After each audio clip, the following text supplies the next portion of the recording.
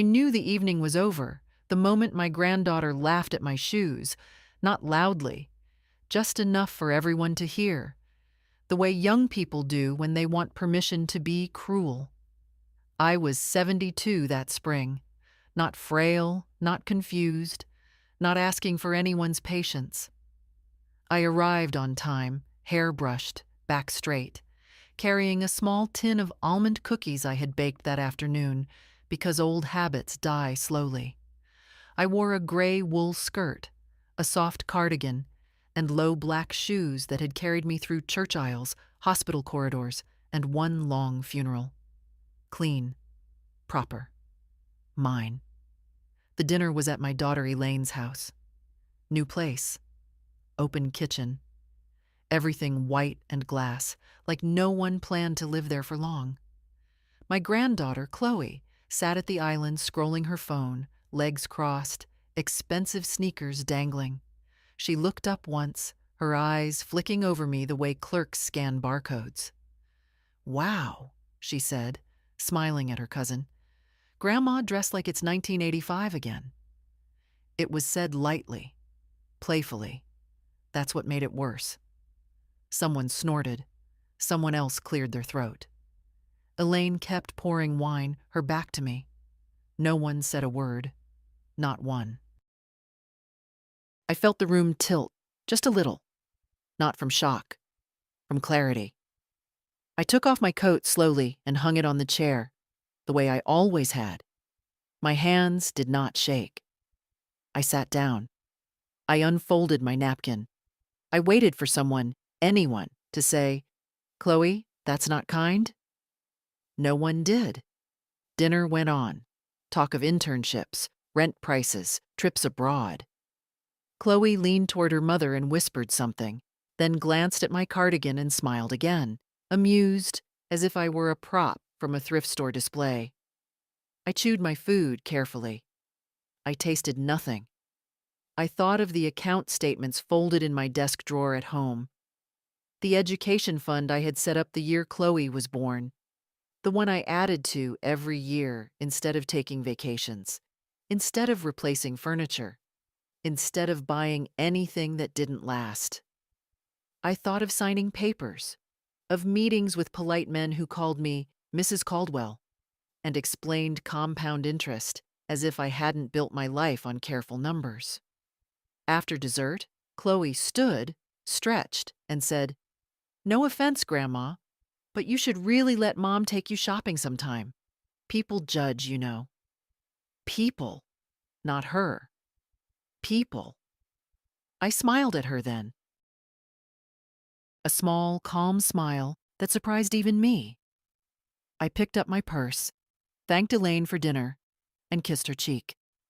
She smelled like expensive perfume and distraction. Outside, the night air was cool. I sat in my car for a long moment before starting the engine. I did not cry. I did not feel angry. I felt finished. By the time I drove home, I already knew exactly what I would do the next morning. If you enjoy the stories here, dear, you're welcome to join our Patreon. There you'll find exclusive tales that never appear on YouTube, and new stories come out earlier than anywhere else. The link is just below. We're waiting for you. I slept poorly that night, not because I was upset, but because my mind would not stop arranging things. Old minds do that. We sort, we review, we put memories back in their proper drawers. In the dark, I kept seeing Chloe's smile. Not sharp, not openly hostile. Worse than that, careless. The kind you give furniture you plan to replace. In the morning, I woke before the alarm. My knees ached as usual. The house was quiet. The kind of quiet that comes only when no one expects anything from you. I made tea and sat at the kitchen table, watching steam rise from the cup. The cardigan from last night lay folded over the chair. I touched the sleeve. The wool was still soft. People think moments like that break you. They don't. They clarify. I remembered Chloe at 6, missing her front teeth, climbing onto my lap with sticky hands. At 12, crying over a math test at my kitchen table while I cut apples and told her she was smarter than she believed. At 17, asking me, not her parents, if college was really worth it. I told her yes. I told her education was freedom no one could take away. I believed that. What I hadn't understood was that generosity, when unacknowledged, turns into expectation. And expectation, when fed long enough, grows teeth. I went upstairs and opened the desk drawer. Everything was where I kept it. Neat folders, labels in my handwriting. The college fund documents sat on top because I used them most often. Quarterly statements, projections, notes from meetings. I read them slowly, though I already knew every number. The fund was in my name. Always had been. I'd insisted on that years ago when Elaine suggested putting Chloe's name on it to make it feel more real. I'd smiled then, too, and said no. Some instincts don't fade with age. I closed the folder and rested my hands on it. For a moment, just a moment, I felt something close to sadness. Not for the money, for the story I had told myself about what it meant. I was not taking something away. I was stopping something that no longer existed. Gratitude. The phone rang mid-morning. Elaine. I let it ring twice before answering.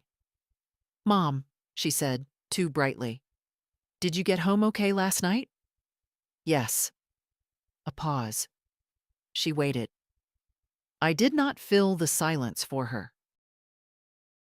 "Chloe didn't mean anything by her comment," Elaine said finally.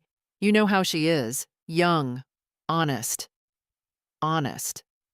I looked at the window, at my small backyard, at the bird feeder I refilled every morning. "I know exactly how she is," I replied. Another pause. Shorter this time. "Well," Elaine said, forcing a laugh, "she loves you." I thought of the word love as Chloe used it. Casually, like a jacket you borrow and forget to return. "I have things to do today," I said. "We'll talk another time." I hung up before she could respond. My hand was steady. By noon, I had my coat on and my purse in my hand. The folder sat inside, heavier than paper should feel. I locked the door behind me and walked to the car. At my age, people expect hesitation.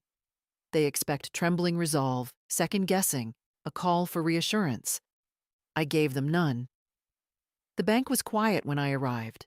Polite smiles, familiar faces.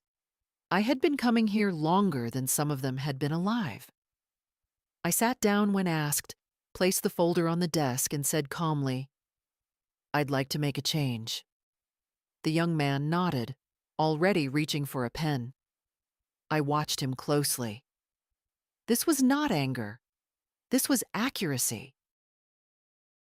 The banker's office smelled faintly of lemon cleaner and printer ink.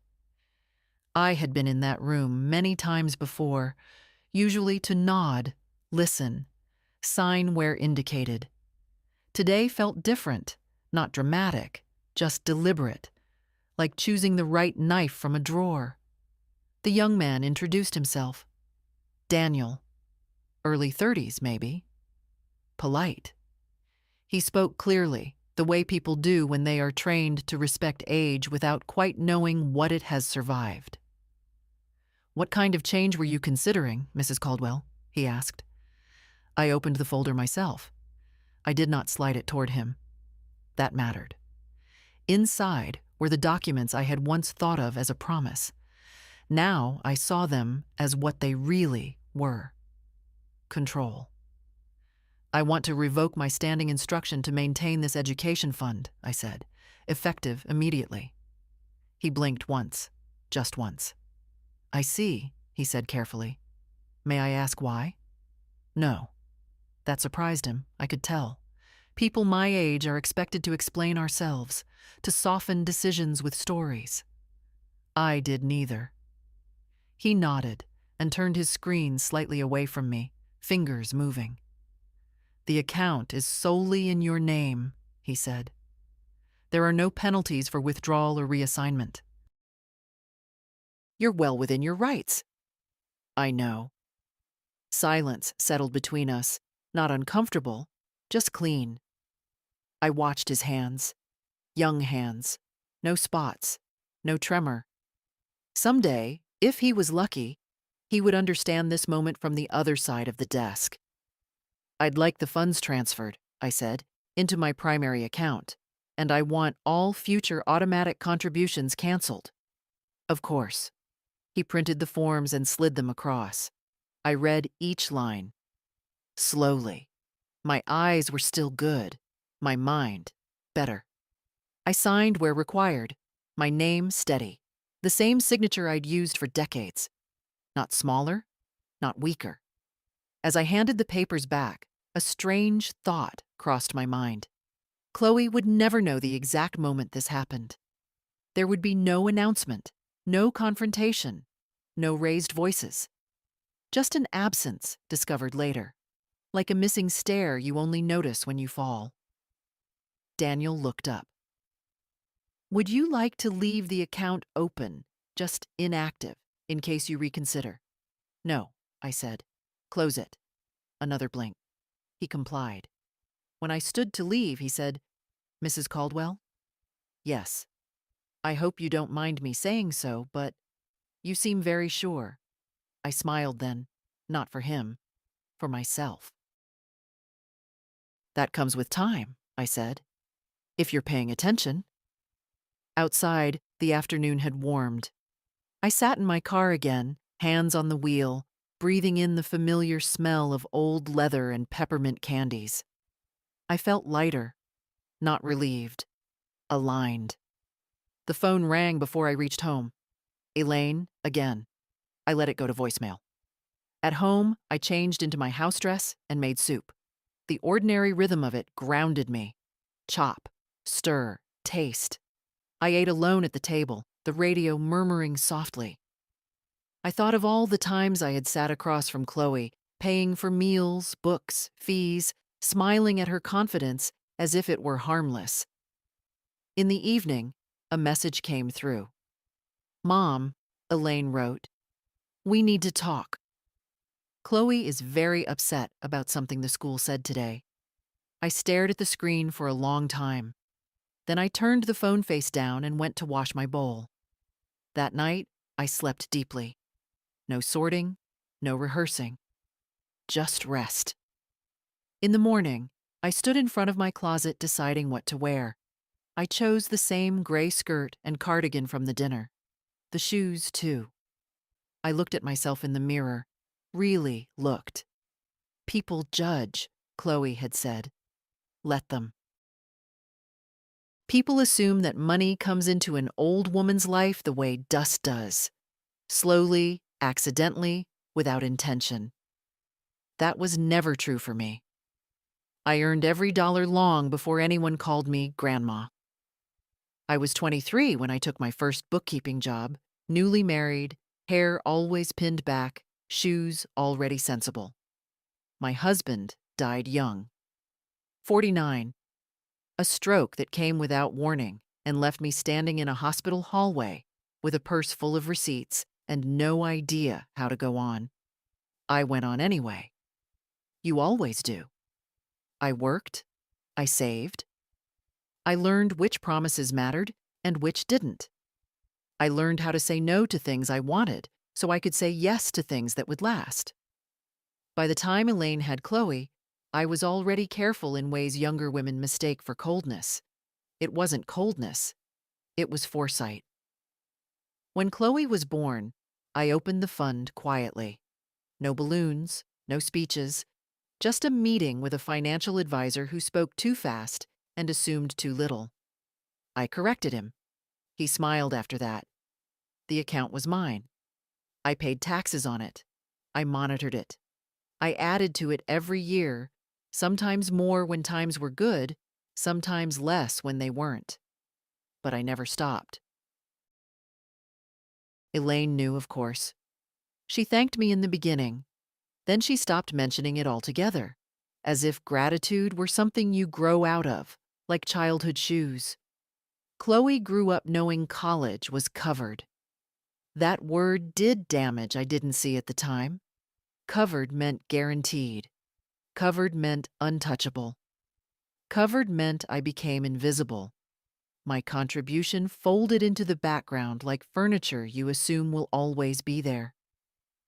When Chloe was 16, she once complained that her friend's grandmother drove a nicer car.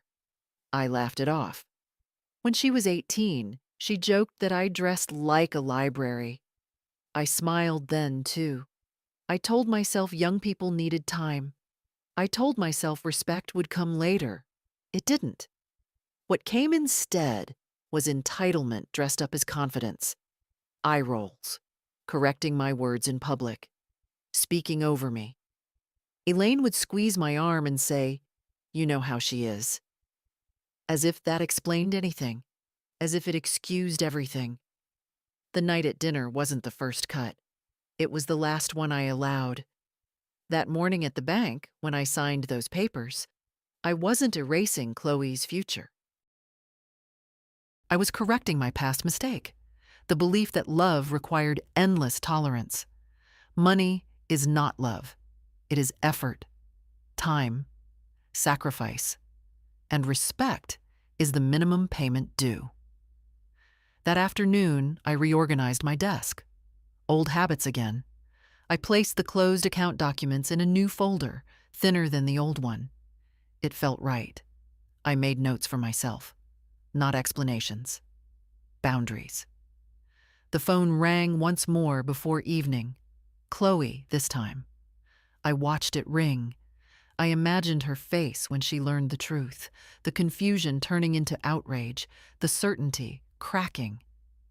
I did not answer. I watered my plants instead. The ones by the window that had survived years of uneven light, because I paid attention to what they needed, not what looked impressive. That night, I sat with a book and a cup of tea. No noise, no guilt. Just the quiet knowledge that dignity, once reclaimed, does not need defending.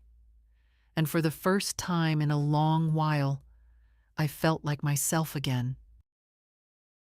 The next day unfolded more slowly than the one before, as if time itself had decided to watch what I would do now that I had stopped rushing to please. I woke early, as always. My body kept its own schedule, independent of emotions. I dressed, made tea, opened the curtains. Outside, the street looked unchanged. Cars passed. A woman walked her dog. The world had not noticed my decision, and that pleased me. The phone, however, had noticed. 3 missed calls, 2 from Elaine, 1 from Chloe. No messages yet. They were waiting for me to panic, to rush toward the noise and ask what was wrong.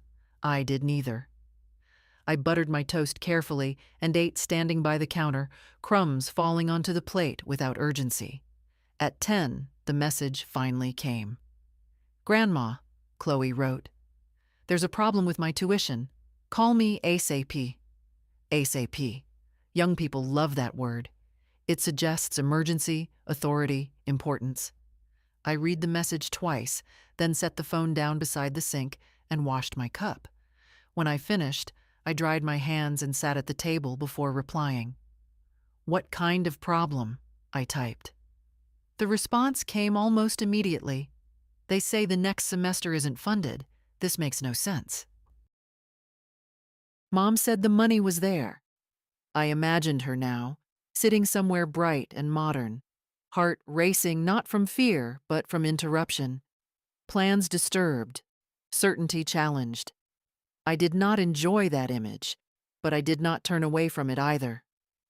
"We'll talk later," I wrote. "I'm busy this morning." Busy. Another word that unsettles people who are used to access. Elaine called 10 minutes later. I answered this time. "Mom, what did you do?" she asked, skipping greeting and restraint. I made a decision. "You can't just—" She stopped herself, lowered her voice. "Chloe is in tears. This affects her future. So did her words, I replied. There was a sharp inhale on the other end. She's young. She didn't mean it like that. Elaine had said the same thing for years. I had let it work on me every time. Meaning is not required, I said. Impact is enough. Silence stretched. I heard movement, muffled voices. Chloe was likely nearby, listening. Learning, perhaps for the first time, that not everything could be smoothed over. You're punishing her, Elaine said finally. No, I said calmly. I'm correcting myself. I did not raise my voice. I did not list past slights. I did not remind her of sacrifices. I had learned something important. Explanations invite negotiations. I was done negotiating my worth. Elaine softened then. I could hear it. What would it take to fix this? Fix.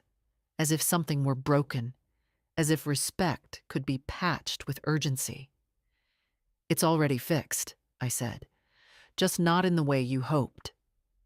I ended the call gently, before she could ask for compromises or suggest apologies on Chloe's behalf. Apologies offered under pressure have a hollow sound. I had no interest in collecting them.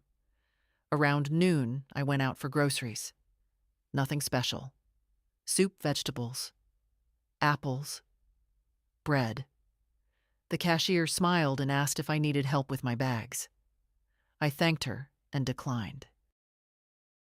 Small exchanges like that matter. They remind you that courtesy is not a performance, it's a choice. When I returned home, there was a long message waiting from Chloe. Angry this time, accusatory, words like unfair, controlling, overreaction. She mentioned everything except what she had said at dinner. I read it once, then again. Slowly, I noticed what was missing. I did not reply. Instead, I went to my desk and opened a new notebook. On the first page, I wrote one sentence in careful, steady handwriting. I do not fund disrespect. I closed the notebook and placed it in the drawer. That evening, as the sun lowered and the house filled with long shadows, I felt something unfamiliar settle in my chest.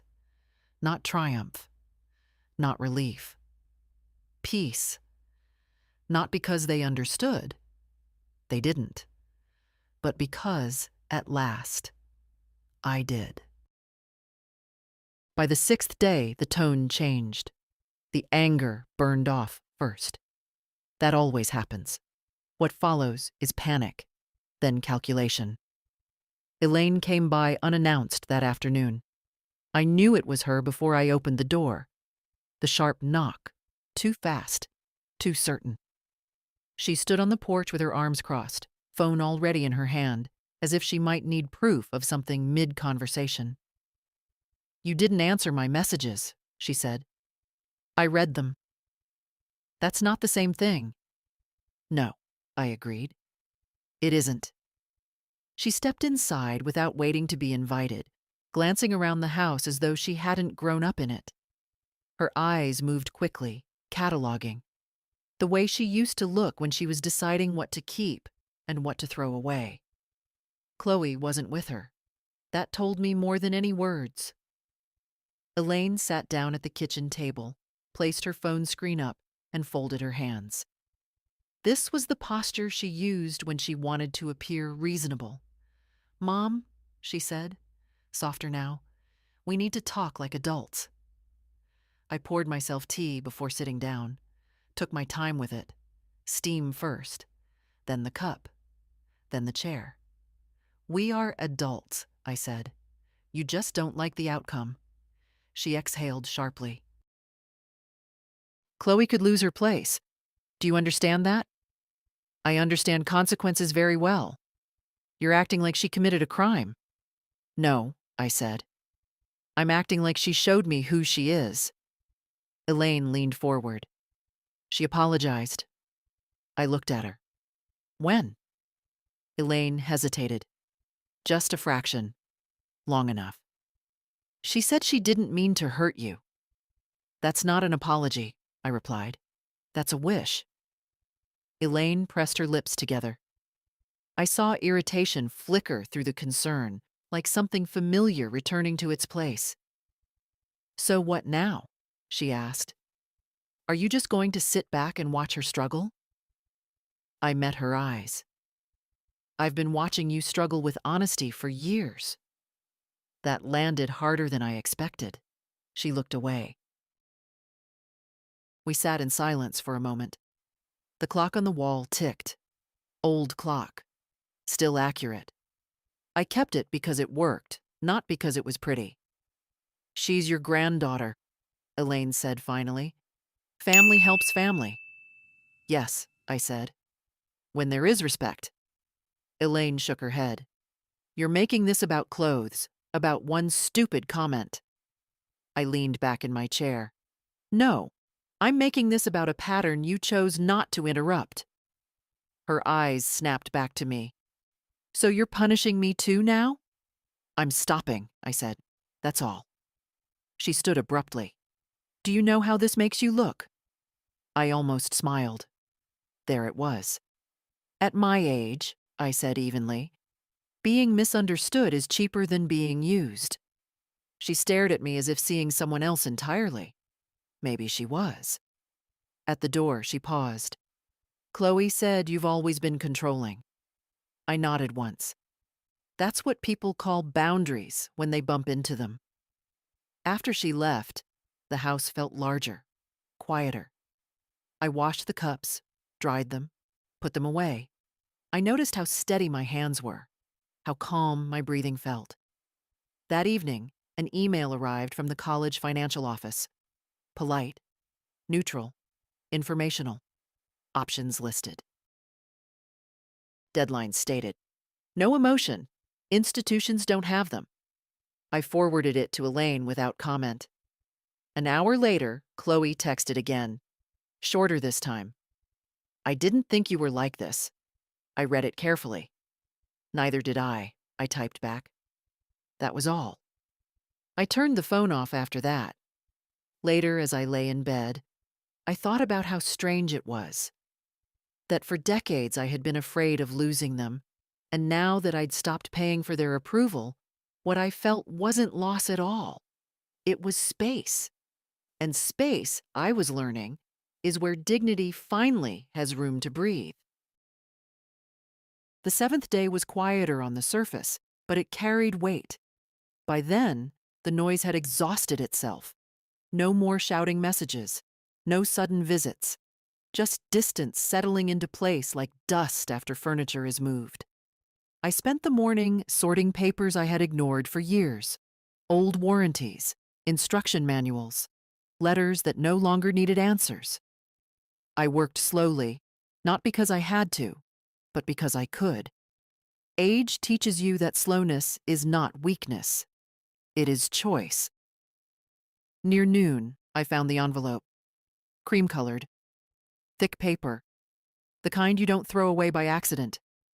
Inside was the original confirmation of the college fund, dated years back, my signature firm and unmistakable. I ran my finger over it once, not sentimentally, just acknowledging what had been done and undone. I put it in the shredder. The sound was brief, final, strangely satisfying. The phone rang shortly after. Not Elaine, not Chloe. A number I didn't recognize. Mrs. Caldwell? A young woman asked. This is Karen from the college bursar's office. I just wanted to confirm you received our updated documentation. Yes, I said. Thank you. There was a pause. If you have any questions about reinstating, I don't. Another pause. Longer this time. Understood. We'll update our records accordingly. When the call ended, I stood by the window for a moment, watching a man across the street wash his car with unnecessary care. The world moved on. Always does. In the afternoon, I went through my closet, not to purge, not to impress, to reclaim. Clothes hold memory. People forget that. I touched fabrics, remembered where I had worn them, who I had been with, what I had endured while wearing each piece. Nothing there embarrassed me. That realization surprised me more than anything else. I tried on the cardigan again, looked at myself in the mirror. "This is who I am," I said out loud. It sounded steady. That evening, Elaine sent one last message. Long, carefully worded, full of concern, disappointment, appeals to family unity. She mentioned how Chloe was rethinking things, how stress was affecting her health, how this decision could change everything. She was right, but not in the way she meant. I typed my reply slowly. "Elaine, I did not raise you to excuse cruelty, and I did not live this long to finance it. I am not angry. I am done. Please respect that." I sent it and felt no urge to elaborate. An hour later, Chloe wrote again. "I guess I didn't realize you could actually say no." I stared at the message longer than I had the others. "Neither did you," I finally replied. "Now you do." That was the end of it for that day. Before bed, I opened my notebook again. On the next page, I wrote another line. "Respect begins where access ends." I closed it gently, as if not to disturb the thought. Lying in the dark, I considered the irony of it all. For years, I had worried about becoming irrelevant, invisible, too old to matter. Turns out I had never been irrelevant. I had just been too available. And with one signature, calm, legal, irreversible, I had reminded them and myself that dignity does not retire with age. By the 8th day, the silence had grown deliberate. It wasn't the awkward silence of people who don't know what to say. It was the careful silence of people waiting for someone else to blink.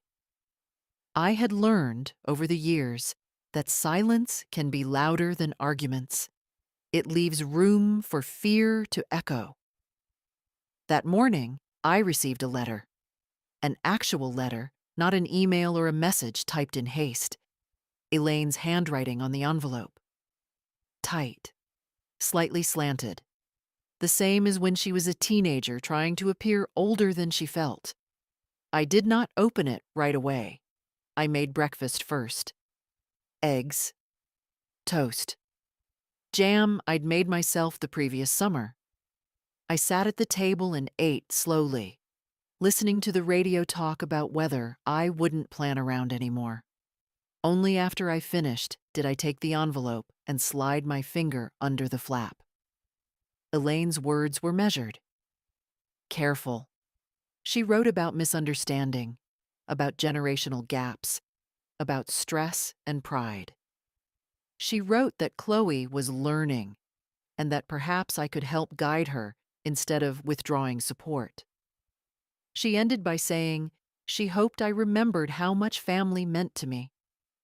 I folded the letter neatly and placed it back in the envelope. I noticed she hadn't once mentioned the comment at dinner, not the laugh, not the shoes, not the silence that followed. That omission mattered. In the afternoon, my neighbor stopped by. Ruth. 78. Widowed longer than I'd known her, sharp as a tack. She brought over tomatoes from her garden and stood in my kitchen while I found a bowl. "You look lighter," she said, squinting at me. "I feel quieter," I replied. She nodded, as if those things were related. Same difference. We drank tea. We talked about nothing important. When she left, she squeezed my hand and said, "Whatever you did, don't undo it too fast." Wise woman. Later that day, the phone rang again. This time, Chloe's name appeared with a small note beneath it. Repeated calls. I let it ring twice, then 3 times. Then I answered. "Grandma," she said, her voice thinner than before. "I need to understand what's happening." I sat down before replying. "Then listen." There was a pause. I could hear her breathing. You laughed at me, I said, in front of everyone. You reduced me to an embarrassment and expected me to absorb it quietly, the way I always have. I didn't mean, I know, I interrupted. You've said that. Meaning is not the issue. She was silent now. For years, I continued, I showed you love the way I know how, with consistency, with sacrifice, with money I earned and set aside carefully. You accepted it as background noise. That's not fair, she said, but her voice lacked conviction. Fairness, I replied, is not automatic. It's earned in how you treat people who don't owe you anything. She swallowed audibly. So, what am I supposed to do now?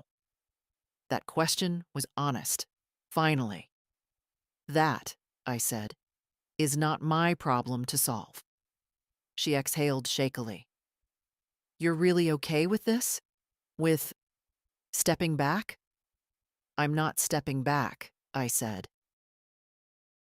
I'm standing where I should have stood a long time ago. When the call ended, I remained seated for a long while. My hands rested in my lap. They felt old, capable, mine. That evening, I took out my will and read it again.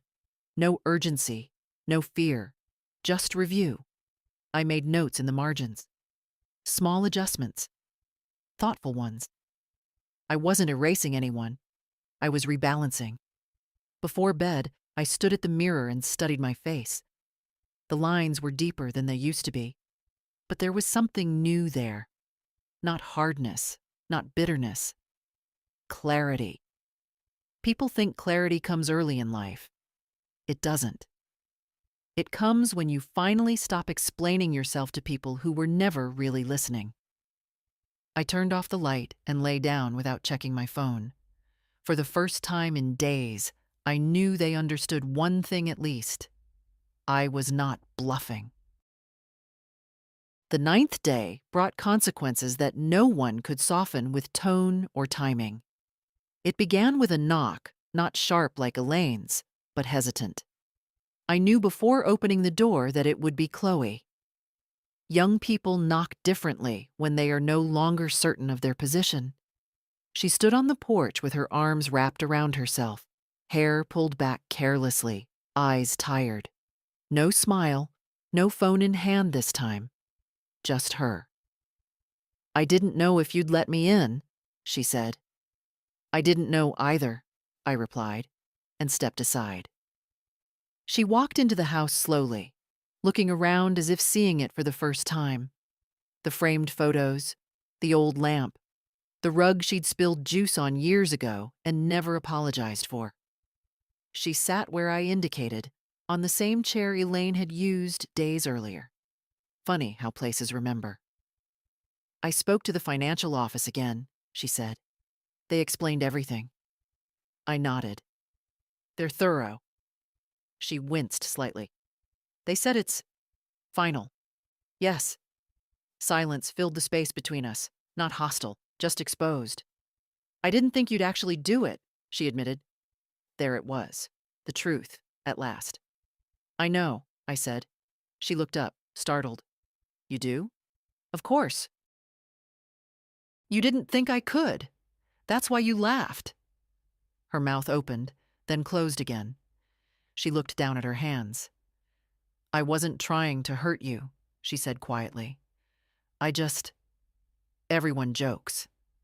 I didn't think it mattered. It mattered, I replied, because it showed me how safe you felt being careless with me. She swallowed. Mom says you're being extreme. I smiled faintly. Your mother has always called clarity extreme when it inconvenienced her. Chloe shifted in her seat. So, is there any way to fix this? I leaned back, studying her. Not cruelly, honestly. There is a way forward, I said, but it doesn't involve me reopening anything. Her eyes widened. You mean it's gone for good? Yes. Tears gathered then. Real ones this time. Not dramatic. Frustrated. Afraid. I don't know how I'll manage, she whispered. I watched her carefully. This was the moment people mistake for victory. It wasn't that. You will manage the way adults do, I said, with loans, with work, with responsibility. She shook her head. That's not fair. Other kids are not my responsibility, I interrupted gently, and neither are their grandparents. She looked at me then, really looked, as if trying to reconcile the woman in front of her with the version she'd filed away as permanent support. You're different, she said. No, I replied. I'm the same. You're just seeing me without the discount. That landed. I could tell. She wiped her face. I didn't respect you. No, I agreed. You didn't. I didn't even think about it, she added. That's worse, I said, without cruelty. We sat there for a long time. The clock ticked. The house breathed. I'm sorry, she said eventually. Not loud, not polished, just there. I accepted the words for what they were.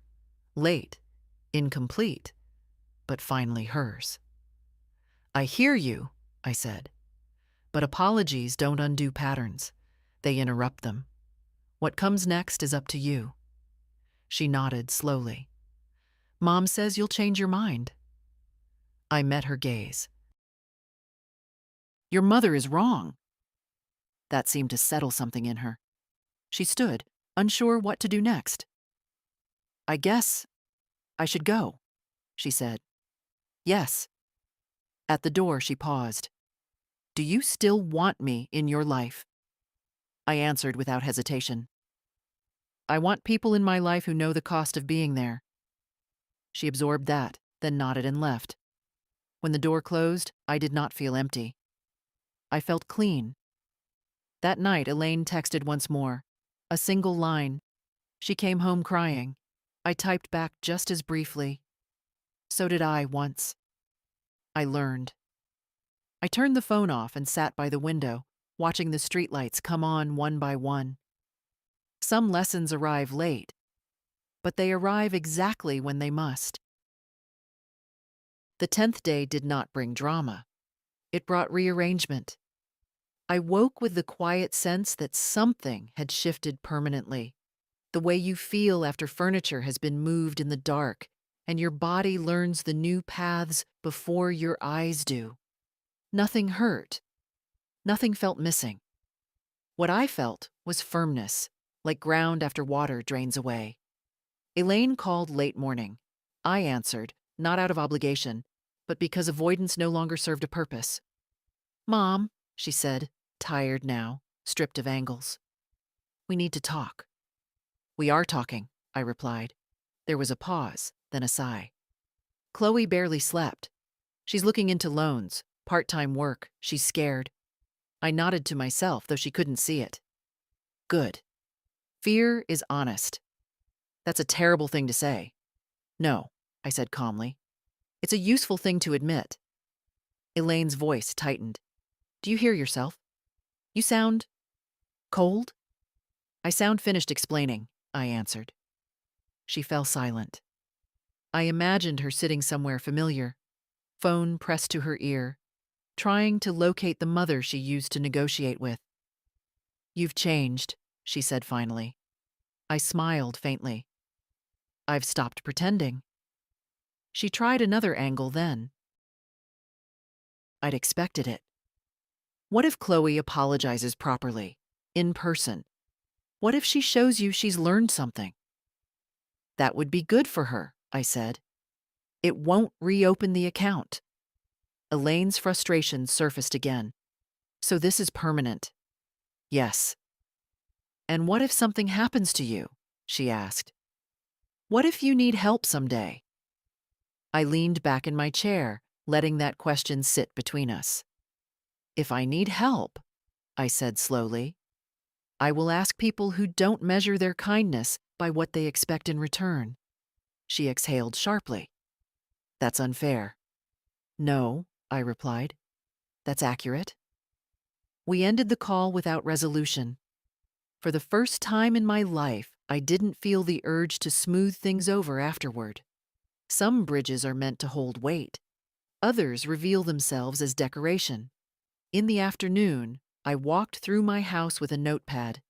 I made small decisions: what I used, what I didn't, what stayed, what went. Age pares you down if you let it, not into less, but into clearer. I donated a box of clothes, not the cardigan. Never that. I reorganized shelves. I moved a chair closer to the window. Light matters more than people think. In the evening, I received an email from Chloe. Short: "Careful. I got a job interview next week. I don't know if I should tell you, but I am." I read it twice. "I'm glad," I replied. "That's a start. No hearts, no softness, no punishment either. Just truth." Later, as dusk settled, I sat with my notebook again. I flipped back through the pages. 2 sentences so far. They looked solid. Earned. I added a third. Love without respect becomes obligation. I closed the book and rested my hand on it, feeling the weight of paper and intention beneath my palm. People talk about forgiveness as if it is a gift you give others. They are wrong. Forgiveness is a release, and I had already let go of what I no longer needed. What remained was choice. I chose peace. I chose clarity. I chose not to confuse endurance with virtue ever again. That night, as I turned off the lamp, I realized something quietly extraordinary. I was no longer waiting for them to understand. I already did. By the 11th day, the pressure stopped coming from the outside and began arriving in quieter forms. Not calls, not messages, invitations. Elaine sent one first. A dinner. "Just the 3 of us," she said. "Neutral ground. No arguments. A chance to reset." She chose a restaurant I used to like years ago, before it became fashionable and loud. She remembered that much, at least. I did not answer right away. An hour later came another message, longer this time. She wrote about how families fracture when people dig in, about how Chloe was trying, about how I was making things harder than they needed to be. That sentence stayed with me. Harder than they needed to be. I folded laundry while I thought about it. Slow work. Useful work. The kind that gives your hands something to do while your mind decides. What they wanted was not reconciliation. It was relief. They wanted the discomfort to end without changing the behavior that caused it. They wanted the old arrangement with new language. I sent a single reply. "I'm not interested in resetting.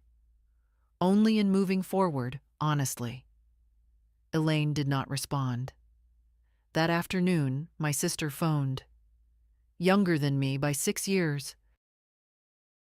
Still convinced that family is something you hold together with compromise and silence. "I heard things are tense," she said carefully. "Yes." "You know," she continued, "in our day, we didn't take everything so personally." I smiled to myself. "In our day, we were taught to swallow a lot." She sighed. "You're punishing everyone for one mistake." "No," I said. "I'm ending a pattern everyone benefited from except me." Silence again. Then the familiar line. "You don't have that many years left to be estranged." That one stung, only because it was meant to. "I have fewer years left to be small," I replied. She changed the subject after that. Later, Chloe sent another message. Longer, less sharp. She wrote about her interview, about budgeting, about how expensive textbooks really were. She did not ask for money. That was new. At the end, she wrote, "I think I understand what you meant now. I don't like it, but I understand it." I sat with that sentence for a long time. Understanding does not equal agreement, but it is a beginning. I wrote back, "Discomfort is part of growing up." So is accountability. That evening, I took a walk, just around the block. The air was cool, the kind that clears your head. I passed houses where lights glowed behind curtains, families moving inside their routines. I felt no envy, only distance. Not lonely, just separate. When I returned home, there was a voicemail waiting. Elaine again. Her voice sounded different this time. Controlled, measured. "If you're not willing to meet," she said, "then we need to talk about what this means long term, about holidays, emergencies, your will." There it was, the last lever. I sat down before calling her back. "You don't need to threaten absence," I said when she answered. "I'm already living with it." "That's not fair," she snapped. "You're the one pulling away." "I'm not pulling away," I said evenly. "I'm refusing to be pulled." She went quiet. "I raised you," I continued. "I love you. But love doesn't require surrender. Not anymore." "So, what do you want?" she asked, tired now. "I want respect without conditions," I said. "If that's impossible, then distance is healthier than pretense." She didn't argue after that. She didn't agree either. We ended the call without promises. That night, I sat at my desk and opened my notebook again. The pages were filling slowly, deliberately. I added another line. Boundaries are not punishments. They are instructions. I closed the book and placed it back in the drawer. As I turned off the lights, I felt something settle into place. Not triumph, not regret. Acceptance. Not of their behavior, but of my limits. I had done what I could. I had said what needed saying. And for the first time in my life, I did not feel responsible for how others reacted to my self-respect. That realization didn't make me lonely. It made me free. By the 12th day, the dust had settled enough for reality to show its shape. This was the part no one warns you about. Not the confrontation, not the decision, but the aftermath. The slow adjustment when people realize you mean what you said and that nothing is coming to save them from it. Chloe did not call anymore. She sent occasional updates instead. Practical ones. She had gotten the job. Cafe near campus. Early mornings. Tired feet. She wrote about learning how to say no to extra shifts because exhaustion costs more than people admit. She did not complain. She did not ask. That mattered. Elaine went quiet. Not angry. Not conciliatory. Distant. She skipped her usual Sunday call. I let the silence stand. I had learned that chasing closure often reopens doors better left closed. I filled my days deliberately. I met with my lawyer and made the changes I had been circling for years. Nothing dramatic, no punishments carved into paper, just clarity.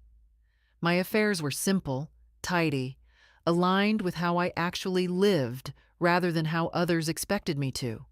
I closed accounts I no longer needed. Opened one I did. I redirected monthly contributions, not to people, but to causes that did not confuse kindness with entitlement. A local literacy program, a women's shelter, quiet work, necessary work. The money moved without argument. It always does. One afternoon, Elaine finally came by again. No warning this time, but no force either.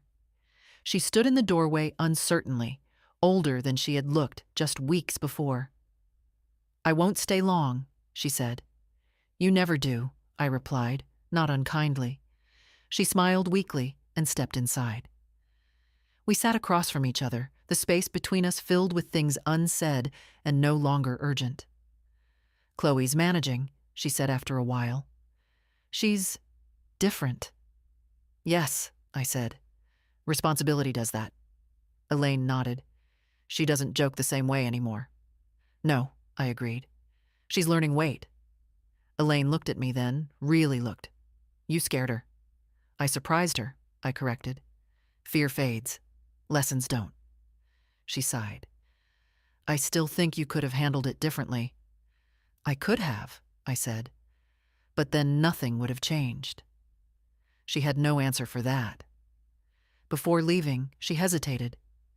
You know, people talk. I smiled. They always have. What do you tell them? She asked. The truth, I said, that I stopped paying for disrespect. She left shortly after. No argument, no reconciliation, just reality acknowledged. That night, Chloe sent a message that stayed with me. I don't expect anything from you anymore, but I hope someday you'll be proud of me anyway. I read it twice before answering. Pride doesn't come from comfort, I wrote. It comes from how you carry yourself when no one is cushioning the fall. She replied with a simple, I'm trying. And for the first time since this all began, I believed her. Later, sitting alone with the lights low, I thought about how strange it was that people had assumed my decision was about money when it had never been about money at all. It was about visibility, about refusing to be the soft place people land without ever looking down. I had not destroyed anything. I had redistributed reality. The world did not end. The family did not collapse. What collapsed was an arrangement built on my silence. And in the quiet that followed, something sturdier took its place.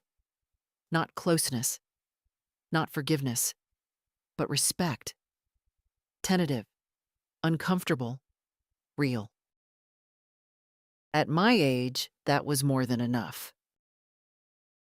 By the 13th day, life had found a new rhythm. Not loud, not celebratory, but steady. This was the part people never imagine when they picture cutting someone off. They expect drama to echo, guilt to linger, regret to sit heavy on the chest. What they don't expect is normalcy. The quiet return of mornings that belong only to you. I woke early and made oatmeal. I read the paper all the way through instead of skimming the parts that didn't concern anyone else. I noticed how often, in the past, I had rushed through my own hours as if they were a hallway others needed to pass through. The phone stayed mostly silent now. Elaine called once that week, short and factual. She told me Chloe had passed her midterms, that she was tired, that she was managing. The words sounded different coming from her mouth, less dismissive than before. That's good, I said. Managing builds muscle. Elaine did not argue. When we hung up, I realized something quietly unsettling. I no longer measured my days by their reactions. Their moods no longer set the weather inside my chest. I had not known how much space that habit took up until it was gone. One afternoon, I went through old photo albums. Not with nostalgia, but curiosity. I wanted to see when things had shifted. Not in them, but in me. I noticed how often I was standing slightly behind the camera, how many memories were framed around what I provided rather than who I was. I closed the album without sadness. Later that evening, Chloe sent a message I did not expect. I bought my first winter coat with my own money today. It's not fancy, but it's warm. I smiled at that. A real smile, the kind that comes without effort. Warm matters, I replied. You'll learn that faster than most. She sent a photo. Plain coat. Sensible color. No brand visible. It looked like something chosen for function, not approval. I recognized the instinct. That night, I thought about how often I'd been called practical, and how rarely anyone understood what that meant. Practical isn't small. It isn't joyless.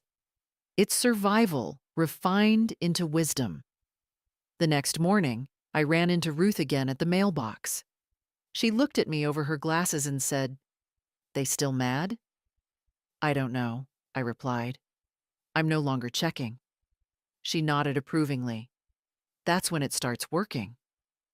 In the days that followed, invitations stopped being extended as bargaining chips. No more neutral ground dinners. No more suggestions framed as compromises. When Elaine mentioned holidays, it was tentative, not strategic. "We're thinking about Thanksgiving," she said one afternoon. "No pressure?" "No pressure," I agreed. That was new.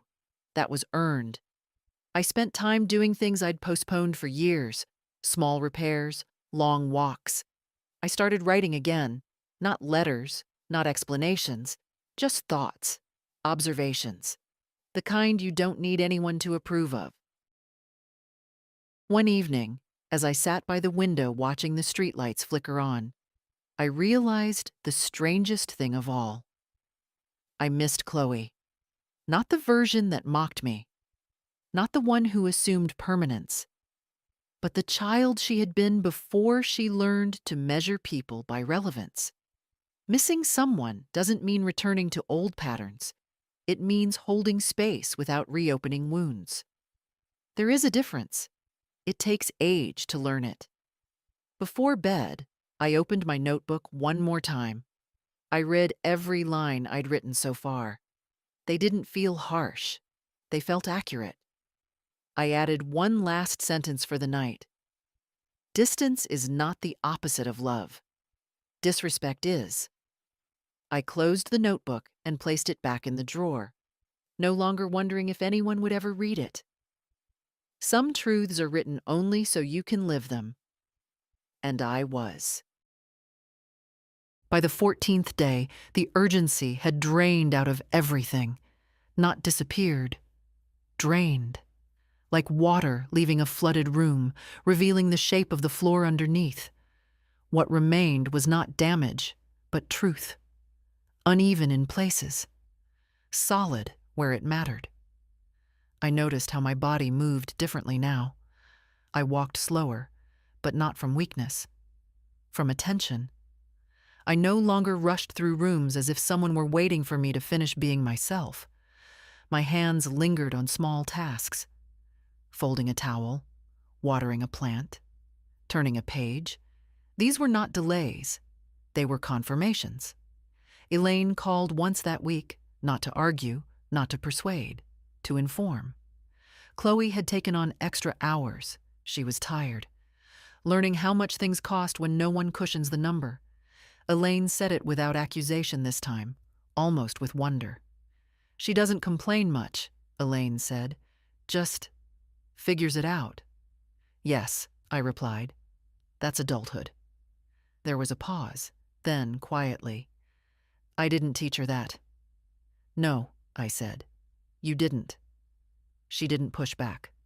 That silence told me more than any apology would have. Later that day, I found myself standing in front of the mirror longer than usual. Not inspecting flaws.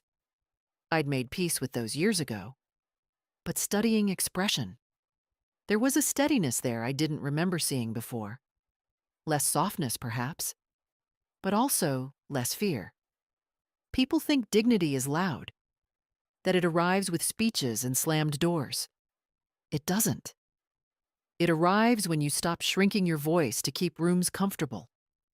In the afternoon, I walked to the park and sat on a bench. Children played nearby. A young woman argued into her phone, pacing. An older man fed birds with crumbs he'd clearly brought on purpose. Life, happening without my permission or participation. I thought about how often I had mistaken endurance for virtue. How many times I'd swallowed remarks because they didn't mean it. How often I'd paid, with money, with silence, with patience, to avoid being seen as difficult. Difficult to whom? That question felt important now. Chloe sent a message that evening, short again, unadorned. I got my first paycheck. It's smaller than I expected. I smiled to myself. So was mine once, I replied. That's how it begins. She didn't answer right away. When she did, it was just, thank you. No demand attached. No expectation trailing behind it like a receipt. Just words, standing on their own. I realized then that whatever we might become to each other in the future, it would be something new. Not grandmother as sponsor. Not granddaughter as beneficiary. Two people related by blood, learning where respect fits between affection and distance. That felt possible. That night, I took out the old cardigan and folded it carefully. I placed it on the chair by the window, not because I planned to wear it the next day, but because it deserved a place of its own. Objects, like people, respond to how they are treated. As I prepared for bed, I thought about the word forgiveness. How often it is demanded from the wrong side of harm. How quickly people expect it to smooth over discomfort, as if forgiveness is the same as erasure. I had forgiven them in my own way. Not by returning to old roles, but by refusing to carry resentment forward. Forgiveness did not require me to resume my silence. It required me to stop poisoning myself with hope that had already failed. That was enough.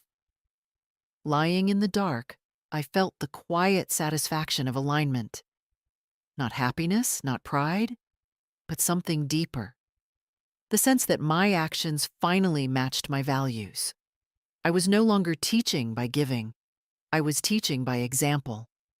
At my age, lessons are quieter, but they last longer. And whatever came next, reconciliation, distance, something in between, would happen on ground that no longer shifted beneath my feet. That, I knew, was the real inheritance. By the 15th day, nothing dramatic remained to be said, and that was how I knew the story had ended. Not with apologies lined up neatly, not with forgiveness wrapped in bows, but with life continuing, altered in ways that could not be reversed and did not need to be. It was a Sunday. Quiet. I woke later than usual and allowed myself to stay in bed for a few extra minutes, listening to the house breathe. No plans pressing in, no expectations waiting for my response. At 72, that felt like a luxury I had finally earned. I made coffee and sat by the window. Outside, autumn had begun to show itself in small, honest ways. A few leaves on the sidewalk. Cooler air, change without announcement. Elaine called mid-morning, not urgent, not tentative, just a call. "We're coming by next week," she said, "if that's okay." "With notice," I replied. "Yes." She hesitated, then added, "Chloe asked if she could come too." I considered that. Not long, just enough. "She can," I said, "if she comes as herself, not as a problem to be solved." Elaine understood that now. I could hear it in the way she exhaled. "She will," she said. "She's different." "Yes," I replied again. "She is." After the call, I didn't feel relief or tension, just acceptance. Whatever that visit brought, it would not undo what had already been learned. Some lines once drawn remain visible even when crossed with care. That afternoon, I went through my papers one last time. Not to change anything, just to see it all laid out.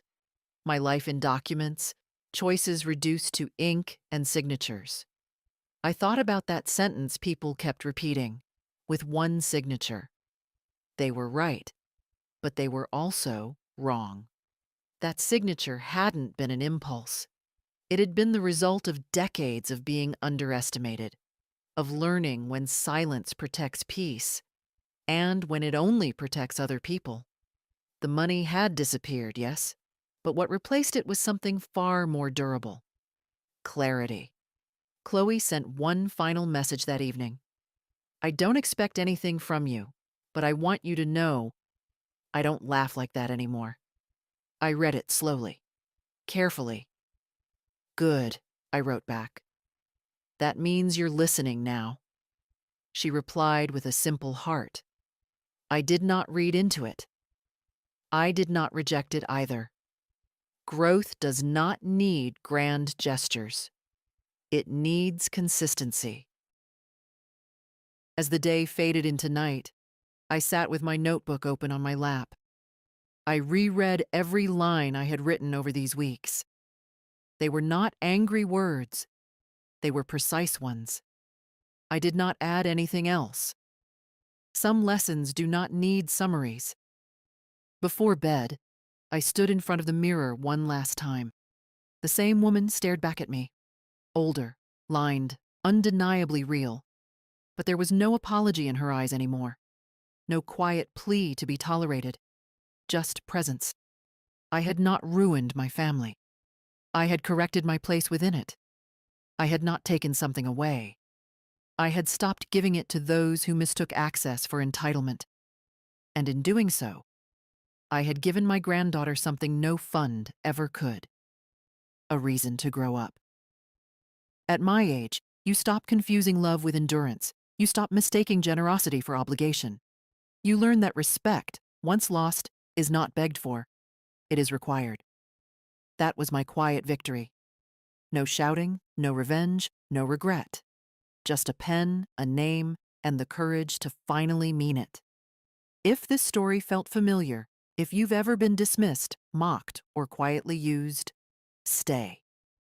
Read more, and don't forget to leave a comment.